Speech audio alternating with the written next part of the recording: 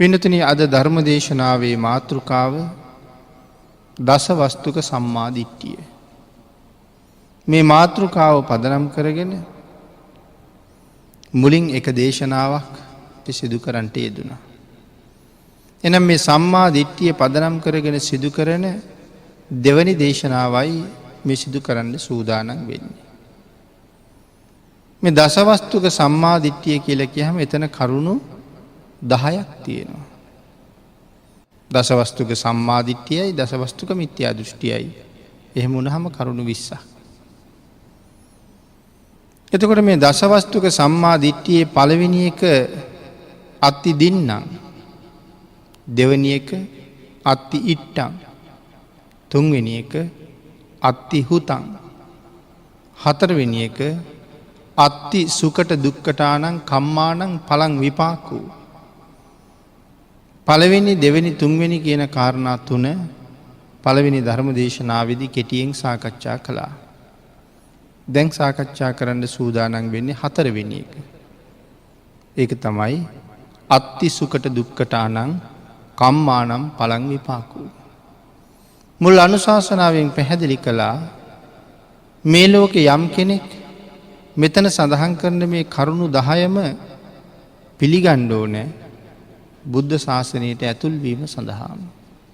එහෙම නැත්නම් ශාසනයට ඇතුල් වීම සඳහා ප්‍රගුණ කරගත යුතු පිළිගත යුතු කාරණා 10ක් තමයි මේ දසවස්තුක සම්මා දිට්ඨිය කියලා කියන්නේ. මේන් එකක් හරි අපි ප්‍රතික්ෂේප කරනවා නම්, සැක කරනවා නම් හරියටම තිසරණයට එන්න තාම බැරි වෙච්ච බවයි සඳහන් වෙන්නේ. එමනම් මොකද්ද මේ අත්තිසුකට දුක්කටානං කම්මානං පලං විපාකෝ කියන්නේ? පින්නතුනි මේ ලෝකේ අපි කරන හොඳ වැඩවල හොඳ විපාකයක් තියෙනවා. නරක වැඩවල නරක විපාකයක් තියෙනවා. ආන් ඒක පිළිගන්න ඕනේ. සමහර කෙනෙක් කතා කරනවා එහෙම එකක් නැහැ. මොනවා කෙරුවත් කමක් නැහැ. කොහොම හරි ජීවත් වෙන්නයි ඕනේ. හොඳ නරක කියලා දෙයක්, පින්පව් කියලා දෙයක් ලෝකේ නෑ කියලා කතා කරන අය අපි අතර ඉන්නවා. එහෙනම් අත්ති සුකට දුක්කටාන අපි මේ ලෝකේ ඉපදිලා මේ විඳින සැප සහ දුක් මේ දෙකටම සාංශාරික හේතුවක් තියෙන බවයි මේ සඳහන් කරන්න හදන්නේ. කර්මයේ කර්මඵලය පිළිගන්න ඕනේ කියන එකයි මෙතන සඳහන් කරන්නේ. එතකොට මේ ලෝකේ ඉපදිච්ච අය මේ පින්වත් පිරිස ඔබ අපි සියලු දෙනාම සත්ව ලෝකේ මිනිස්සු හැටියට ඉපදිලා ඉන්නවා. සමස්තයේ පොදුවේ ගත්තහම අපිත් සත්ව කොට්ටාසයක්. හැබැයි අනික් සත්වයන්ට වඩා බොහොම උසස් මානසිකත්වයක් තියෙන මේ සත්ව ලෝකෙන් මිදිලා සසරින් මිදිලා සදහටම ඊතරට යන්න පුළුවන් හැකියාවක් දියුණු කරගන්න පුළුවන්කමක් තියෙන උසස් සත්ව කොට්ටාසයක්. එහෙමනම් මේ උසස් සත්වයන්ගේ ගණයට නැත්නම් මේ මිනිස්ය කියන ගණයට අපි ආවේ සංසාරේ මොන වාගේ පින් කරලා තියෙන නිසාද? ඒ කාරණාව සඳහන් කළා විශේෂයෙන් කෙනෙකුගේ ඊළඟ භවයක උපත තීරණය කරන සාධකයේ තමයි සීලය. ඊළඟට කොහෙද උපදින්නේ කියන එක තීරණය කරන්නේ සීලය. ඉපදුනාට පස්සේ ලැබෙන්න ඕනේ මොනවද කියන කාරණාව තීරණය කරන්නේ දානය. එහෙමනම් ඕන තරම් දන් දීලා උපදින්නේ කොහෙද කියන කාරණාව තීරණය කරන්න බැරුව යනවා. දානයෙන් කෙරුවේ ඉපදුනහම ලැබෙන්නේ මොනවද කියන එක තීරණය කරන්න. ඉපදුනාට පස්සේ තමයි දානීය ආනිසංස විපාක දෙන්නේ. ඒ දානීය ආනිසංස ලබන්න අපි කොහේ හරි උපදින්න ඕනේ. එහෙනම් උපදින්නේ කොතනද? මනුස්ස ලෝකේ තියෙනවා, දිව්‍ය ලෝකේ තියෙනවා, බ්‍රහ්ම ලෝකේ තියෙනවා, සතර පායක් තියෙනවා. මේන් කොහෙද උපදින්නේ කියන එක තීරණය කරනවා සීලය. එහෙමනම් මනුස්ස ජීවිතයක් ලබාගත් ඔබ මම අපි හැම කෙනෙක්ම සංසාරේ මේ උපත ලබන්න තරම් ප්‍රමාණවත් සිල් රැකලා තියෙන බව අපි හැමෝම ආඩම්බරයෙන්ම සිහිපත් කළ යුතු කාරණාවක්. මනුස්ස ජීවිතයක් ලබන්ඩ අවශ්‍ය වටපිටාව අපි සසර හැදුවා. ඒ නිසා මනුස්ස ජීවිතයක් හම්බ වුණා. එනම් ඒ පෙර සිල් රැකපු කුසලයක්. එතකොට පින්නතුනි මේ අඟපසඟ අපි ඒවට කියනවා ෂණ සම්පත් කියලා. ලෝකෙ දුර්ලභම කාරණා සඳහන් කරනකොට ෂණ සම්පත් එයින් එකක්. දුර්ලභංච මනුස්සත්තා. ලෝකෙ දුර්ලභම කාරණා හතරෙන් එකක් මනුෂ්‍ය ආත්ම භාවය. දැන් එහෙනම් අපිට ඒක ලැබුණා. බුද්ධුප්පාදෝච දුර්ලභා. එහෙනම් අපි වෙනම පින් කළා වෙන්න බැරිද ඒ මනුෂ්‍ය ආත්ම භාවය බුද්ධෝත්පාද කාලයක තීරණය කරන්න. එහෙනම් ලෝකේ තවත් පරම දුර්ලභ කාරණාවක් බුදු කෙනෙක් පහළ වෙච්ච යුගයක උපදින්න ලැබෙන එක. දැන් එහෙනම් පෙර සිල් රැක්කා විතරක් නෙමෙයි තවත් බොහෝ කුසල් කරලා තියෙන්නේ මොකටද? බුද්ධෝත්පාද කාලයක මනුස්ස ජීවිතයක් අරගෙන උපදින්න. දුර්ලභාෂණ සම්පatti. ඊළඟ දුර්ලභ කාරණාව ෂණ සම්පත්. මොනවද ෂණ සම්පත් කියලා කියන්නේ? මේ ලෝකේ සමහර අය ඉපදිලා ඉන්නවා කතා කරන්න බෑ. තව අය ඉපදිලා ඉන්නවා කන් ඇහෙන්නේ නැහැ. තව පිරිසක් ඉපදිලා ඉන්නවා ඇවිද ගන්න බෑ. මෙන්න මේ විදිහේ ආබාධිත සහිතව ඉපදිච්ච අය තව පිරිසක් මන්ද මානසික. එහෙම ඉපදිච්ච පිරිසක් අපි දකිනවා. දැන් එහෙම අය අතර දැන් ඔබ ගැන කල්පනා කරලා බැලුවොත් මටත් කතා කරන්න බැරිද කියලා. මගෙත් කන් ඇහෙන්නේ නැද්ද කියලා. මගෙත් ඇස් පේන්නේ නැද්ද? මාගේ පංචේන්ද්‍රිය රෝගී භාවයෙන්ම යුක්තද? ඒ කියන්නේ මේ වාගේ රෝගවලින් යුක්තද? නැත්තම් අපි කතා කරන විදිහේ නිරෝගී භාවයකින් යුක්තද? කතා කරන්න බැරි අය උපදින ලෝකේ අපි කතා කරන්න පුළුවන් වෙලා ඉපදුනේ ඒගොල්ලන්ට වඩා වෙනම පින් කරලා තියෙන නිසා. කන් ඇහෙන්නේ නැති අය ඉන්න ලෝකේ කන් ඇහෙන්නන් බවට පත් උනේ අපි වෙනම විශේෂ පින්කම් කරලා තියෙන නිසා. ඇස් නොපෙනෙන්න උන් ඉන්න ලෝකේ අපි ඇස් පේන අය හැටියට ඉපදුනේ අපි ඒ සඳහා විශේෂ පින්කම් කරලා තියෙන නිසා. එහෙනම් පෙර කරපු කුසල කර්මයන්ගේ විපාකයි මේ ලැබිලා තියෙන්නේ.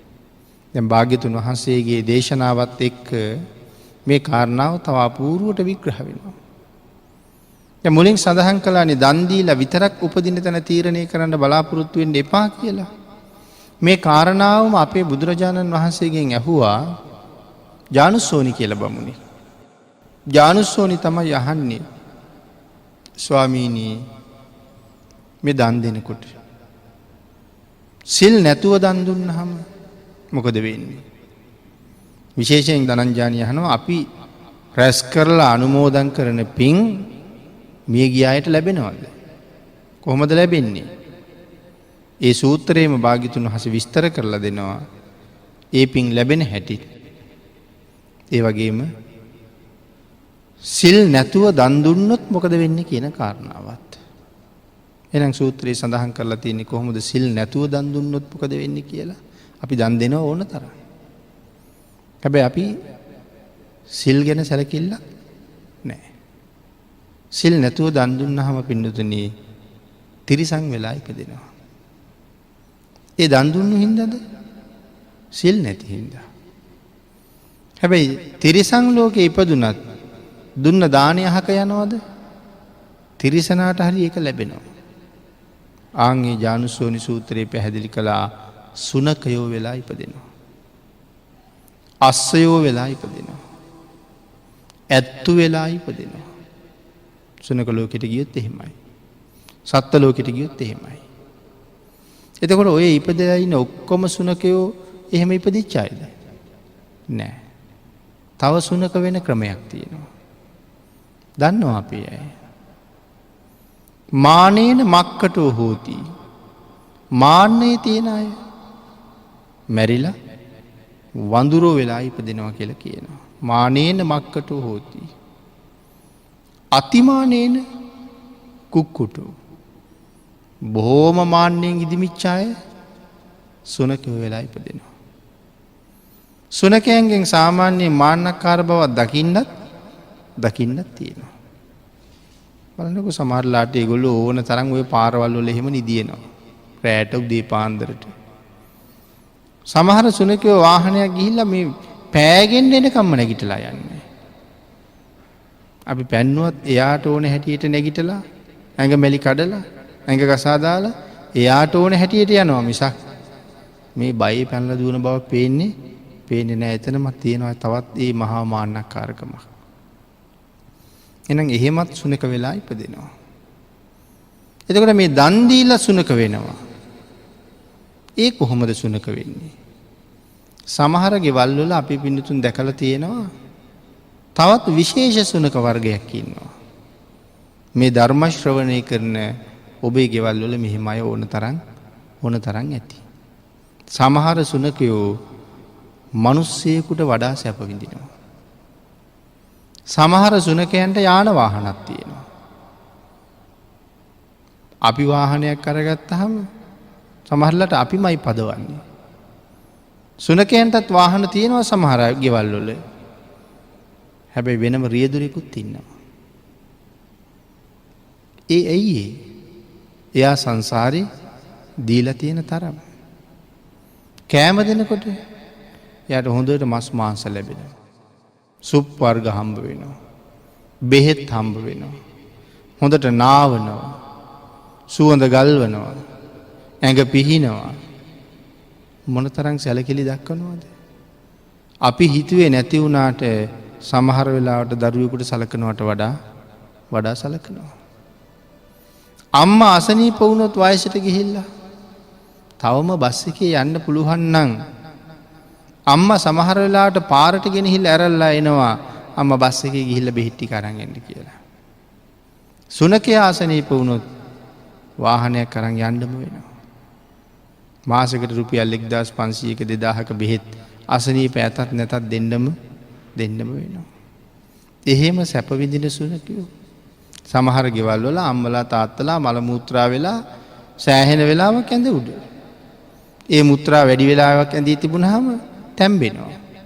තැම්බෙලා තුවාල වෙනවා. වයසක දෙමව්පියෝ එක්තැන් වෙච්ච අය මේ පිටපැත්ත යටපැත්ත තුවාල වෙච්ච අය හරියට දකිනවා. ඇයි දරුවන්ට ඒකට යෙදිලා ඒ වෙලාව කරන්න ඒ වැඩේ කරන්න කාල වේලාව මදි නිසා. සමහර අය උදේ මල පහ වෙලා හැන්දෑ වෙනකන් එහෙමමයි. මොනව කරන්නද සංසාර දුක? දරුවෝ නොඒක් රාජකාරිවල.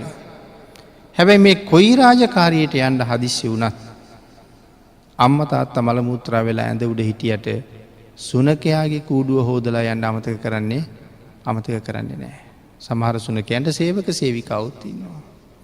එතකොට කවුද මේ සංසාරේ හොඳට දන් දීලා ඒ හින්දා හොඳට ලැබෙනවා. හැබැයි සිල් රැකලා නැති හින්දා සුනක වෙලා ඉපදිලා. හැබැයි ඒ දන් දෙනකොට ඒක විපාක දෙන්නේ අපි මේ සැප විපාක දෙන හැටිනේ. සමහර සුනකයන්ට නිතරම මස් මාංශ ලැබෙනවා. සමහර සුනකයන්ට ඉඳලා හිටලා ලැබෙනවා. එහෙනම් ප්‍රණීත භෝජන දන් දීපු හැටියට ඒ ඇටත් ප්‍රණීත භෝජන ලැබෙනවා. එතකොට මේ දානයේදීද තව බොහෝ කරුණු සාකච්ඡා කරන්න තියෙනවා. ලුණු ඇඹුල් නැතුව දන් දුන්නොත් ප්‍රණීත බව නැහැ.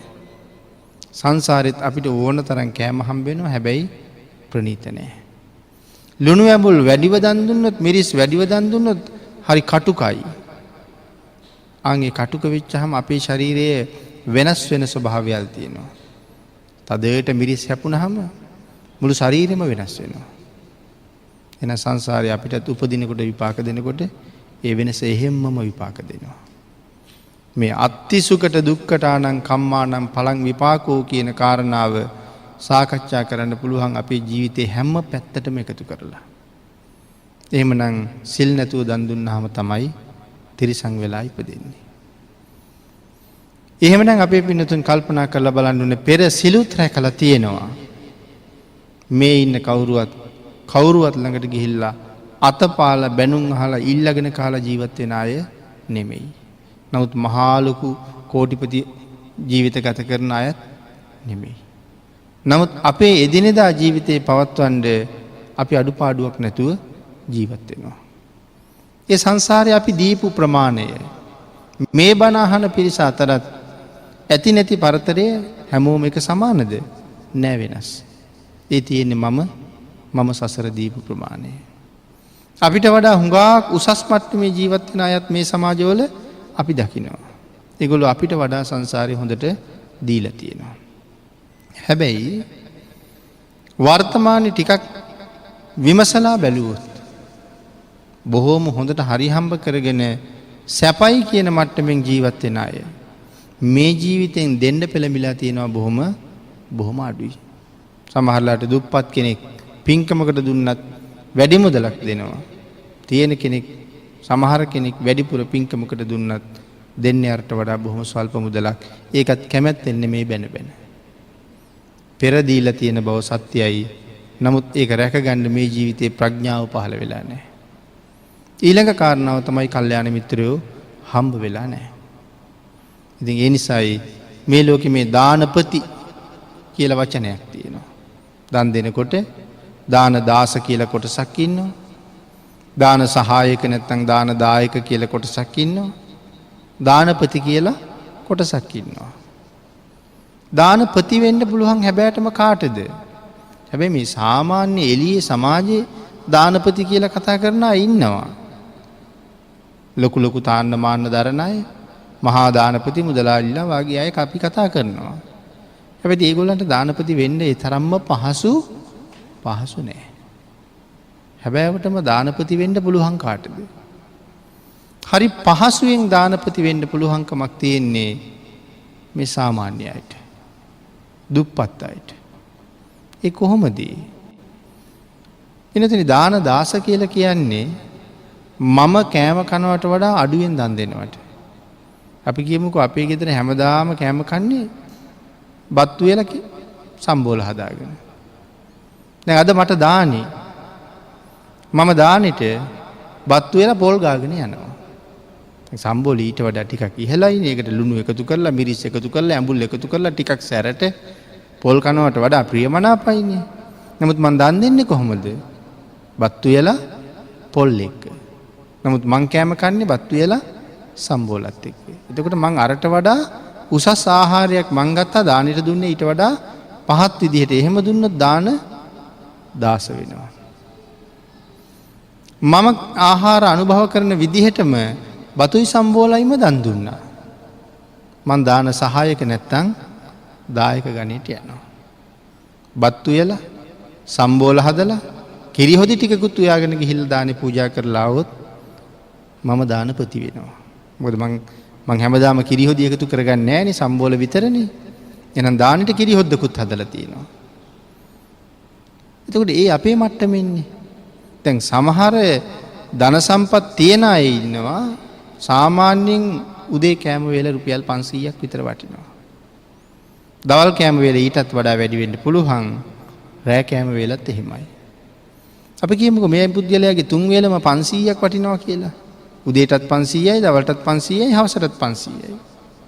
මෙයා දානයක් දෙන්න තීරණය කරනවා. යටත් පිරිසෙන් එකක දානේ පාත්‍රයක් රුපියල් 550ක්වත් වටිනවා නම් තමයි එයාට දානපති වෙන්න පුළුවන්කම තියෙන්නේ. ඒ කියන්නේ එදිනෙදා ජීවිතයේ තම තමන් පවතින ප්‍රමාණයට වඩා ඉහළ යන්න ඕනේ. ඇඳුමක් දන් දෙනවා නම් මම පාවිච්චි කරන සරමයි කමිසෙයි කොච්චර මිලයිද? මම පාවිච්චි කරන රෙද්දයි හැට්ටේ කොච්චර මිලයිද? ඒක රුපියල් 3000යි නම් මං දන් දෙන ඇඳුම යටත් පිරිසෙන් 3250ක්වත් උනොත් තමයි දානපතියෙක් විදිහට මං ඇඳුමක් දන් දීලා තියෙන්නේ. ආන් ඒකයි මං කියේ සාමාන්‍ය අයට දානපති වෙන්න පහසුයි. නමුත් ලොකු අයට හුඟක් දානපති වෙන්න අපහසුයි. හැබැයි ඒ දීපු විදිහටත් ඒක අපිට විපාක දෙනවා. එතකොට බුදුරජාණන් වහන්සේ ළඟ කරන පූජාවල් මේ ලෝකේ අග්‍ර වූ පූජාවල්. ඒ පූජාව කොහොම කරන්න වෙයිද? ඒකත් දානපති මට්ටමෙන්ම කරන්න ඕනේ. නමුත් ඉතින් ඒ පැත්ත නම් ඉතාම දුප්පත් මට්ටමේ තමයි තියෙන්නේ. අපි මේ පැත්තට යනකොට දානපති වෙන්නෙම නැහැ. මේ පැත්ත හැමදාම දාන දාසමයි. අපිටත් වඩා බොහොම පල්ලෙහි තියෙන්නේ. බුද්ධ පූජාව ඇරලා තියෙන හැටි. බෙදලා තියෙන පාත්‍රයේ හැටි. බෙදලා තියෙන චුට්ට. ගිලම්පස තියලා තියෙන චූටි කෝප්පා. දැන් එතකොට මේ ජීවමාන සම්මා සම්බුද්ධ සංඥාවක් එතන තියෙනවද? අපිටත් ගෙදරකට ගියහම අර චූටි කෝප්පයකට තේ එකක් හදලා ගෙනල්ලා දුන්නොත් අපි ඇවිල්ලා බොහොම පැහැදීමෙන් කතා කරනවාද හරි හොඳ කට්ටියක් මට චූටි කෝප්පයක තේ එකක් දුන්නා කියලා අපි කියනවාද? නෑ, අපි ඒක කතා කරන්නේ අනිත් පැත්තට. නමුත් භාග්‍යතුන් වහන්සේට පූජා කරලා තියෙන තැන බලන්නකෝ. එතන තියෙන්නේ එහෙම. රජ්ජුරුවන්ට දෙනවද එහෙම? රජ්ජුරුවන්ට එහෙම දුන්නොත් මොනවා වෙයිද? මල් පූජාවක් කරන්න ගිහිල්ලා බලන්නකෝ. අපි බුදුරජාණන් වහන්සේට පූජා කරපු මල් කොච්චරනම් අපවිත්‍රද? පාරවල් අයිනේ දූවිලි ඉහිලා තියෙන මල් ගස් වලින් අපි මල් කඩාගෙන යනවා. ඒවා දූවිලි පිරීලා. ඒවා බුදුරජාණන් වහන්සේ ගාව ගෙනහිලා තියන්න වටිනවද? සමහර මල් වල සත්තු ඉන්නවා. චූටි සත්තු. අපි ගාව ඒ සත්තු ඉන්න මල් වට්ටියක් ගෙනල්ලා තිබ්බොත් ඒ සත්තු අපේ ඇඟ දිග බඩ ගන්නට පටන් ගත්තොත් අපිට පහසුවක්ද? එතකොට අර සත්තු ඉන්න මල් වට්ටියක් බුදුරජාණන් වහන්සේ ගාව ගෙනිහින් තියහම ඒ සත්තු භාග්‍යතුන් වහන්සේගේ ශරීරයට ගොඩ වෙන්න පටන් ගත්තොත් භාග්‍යතුන් වහන්සේට පහසුවක්ද? එහෙනම් අපි විසින් පූජාවක් කරනවා කියලා කරලා තියෙන භාග්‍යතුන් වහන්සේට කරදරයක්. අපි පින්නතුනි පූජා කරනකොට මොනවා හරි මලක් නේ පූජා කරන්නේ. කල්පනා කරන්නේ නැහැ ප්‍රඥාව මෙහෙවන්නේ නැහැ. මොකද දන්නේ නැහැ මේක මට විපාක දෙනවා කියලා. අපි කියමු පරවෙච්ච දූවිලි තියෙන මල් ටිකක් ගෙනහිල්ලා රජුරවණ්ඩ සැපෙව්වා. මොන වගේ තත්ත්වයක් උදා වෙයිද? රාජ උදහසට ලක් වෙලා දඬුවමට ලක් වෙලා හිසකසා දාන්නත් පුළුවන්. ඒ හින්දා රජුරවණ්ඩ ගෙනියන එක කොයි තරම් හොඳට අරගෙන යනවද? මොන තරම් පිළිවෙලට අරගෙන යනවද? හැබැයි ඒ රජුරුව කවුද? ප්‍රාදේශීය රජෙක්. ලංකාවටම රජ වෙලා නම් ඒත් මේ රටට රජෙක් නේ. ඒ රජුරුවන්ට ඉන්දියාවටවත් ඇමරිකාවටවත් රජකම් කරන්න බෑනේ. ලංකාවට විතරයි. නමුත් රජුරුවන්ට කොච්චර බයද? රජුරුවන්ට කොහොම කෑම දෙනවද? රජුරුවන්ට කොහොම බීම දෙනවද? රජුරුවන්ට කොහොම පූජා පවත්වනවද? එතකොට බුදුරජාණන් වහන්සේ කියන්නේ ඒ වාගේ ප්‍රාදේශීය රජෙක්ද? අර රජුරුව අපිට විතරයි රජකම් කළේ. මනුස්ස ලෝකෙත් ඔක්කොම මිනිසුන්ට නෙමෙයි. දෙවියන්ට කොහොමවත් රජකම් කරන්න බැරි වුණා. නමුත් බුදුරජාණන් වහන්සේ කියන්නේ දෙවියන්ටත් රජෙක්.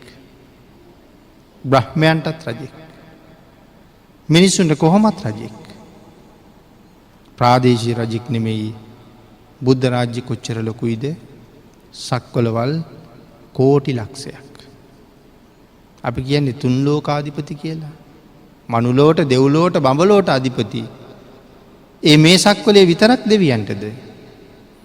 භාග්‍යතුන් වහන්සේගේ රාජ්‍ය ඇතුලේ අපි හැර මනුස්ස ලෝක තවත් තියෙනවා විශාල ප්‍රමාණයක්. ඒ කොච්චරද?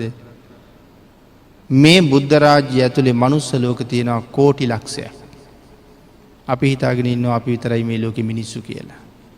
මේ සක්වලෙන් එහා පැත්තේ තව මනුස්ස ලෝක කෝටි ලක්ෂයක්. එතකොට ඒ කෝටි ලක්ෂෙටම රජුරුව කවුද? බුදුරජාණන් වහන්සේ.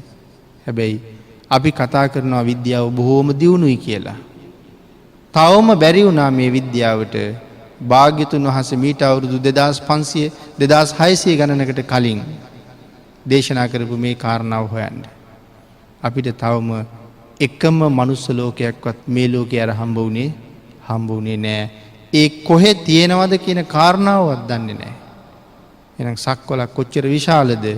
නමුත් අපිට හොයාගන්නවත් බැරි තවත් සක්වලවල් කෝටි ලක්ෂයක මහරජුරුව ගාව අර වාගේ දූවිලි පිරිච්ච මල් ගෙනහිල්ලා තියන්න පුළුවන්ද?